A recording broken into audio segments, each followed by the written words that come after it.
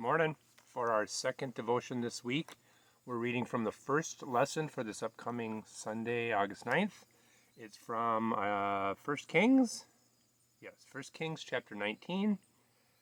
Let's think a little bit before I get into the story. A lot of big things are happening recently. I think we can all agree with that. This pandemic changed so much of our existence. And these events that have brought to light racial inequities within our country, those are big events. Big, maybe for some, maybe for many, life-changing events. Let's hear a story about big events, little events. Make our judgment on what is what. In this story from Elijah, I begin at verse 9. Nourished by that meal, he walked 40 days and nights all the way to the mount of God, to Horeb. He got there. He crawled into a cave and went to sleep. Then the word of God came to him. So Elijah, what are you doing here? I've been working my heart out for the God of the angel armies, said Elijah. The people of Israel have abandoned your covenant, destroyed the places of worship, and murdered your prophets. I'm the only one left, and now they're trying to kill me. Then he was told by God, go stand on the mountain at attention before God. God will pass by. A hurricane wind ripped through the mountains and shattered the rocks before God, but God wasn't to be found in the wind. After the wind, an earthquake, but God wasn't in the earthquake. After the earthquake, fire, but God wasn't in the fire. And after the fire, a gentle and quiet whisper. When Elijah heard the quiet voice, he muffled his face with his great cloak and went to the mouth of the cave and stood there. A quiet voice asked, so Elijah, now tell me, what are you doing here? Realize that was the same question as before. Elijah said it again.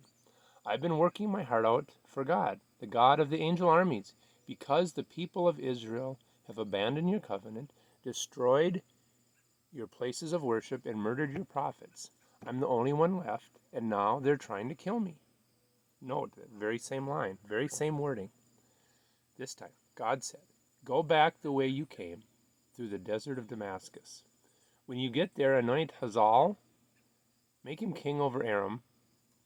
Then anoint Jehu, son of Nimshi, make him king over Israel. Finally, anoint Elisha, son of Zaphat, from Abel Mahal, to succeed you as prophet. Anyone who escapes death by Hazael will be killed by Jehu. Anyone who escapes death by Jehu will be killed by Elisha. Meanwhile, I'm preserving for myself 7,000 souls, the knees that haven't bowed to the god Baal, the mouths that haven't kissed his image. Let's not worry too much about the context of which king was anointed and all that, but notice this night. Huge, obvious, I would say, symbols from God, a hurricane, a fire, what was the third one? An earthquake. Big things happened, and yet God showed up where? In a quiet whisper. Big things are happening in our world, folks, every one of us. Maybe we've reacted differently to a pandemic. Some have reacted with ultimate care for neighbor. Others have grown a new cynicism for government mandates along the lines of racism. Some have been sparked with a new care for figuring out this 400-year-old problem in our country. Others have been sparked with an issue with how protesting happens, how protesting sometimes becomes violent. The point is, big things have happened and people have reacted in them.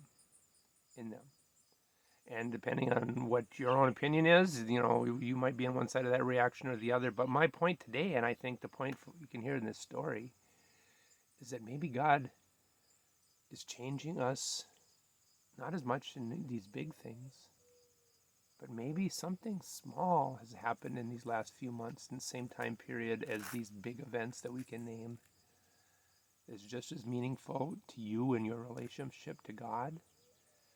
I think what it means is we need to always, always, always be listening for God in our lives. In the little whispers, in the big events.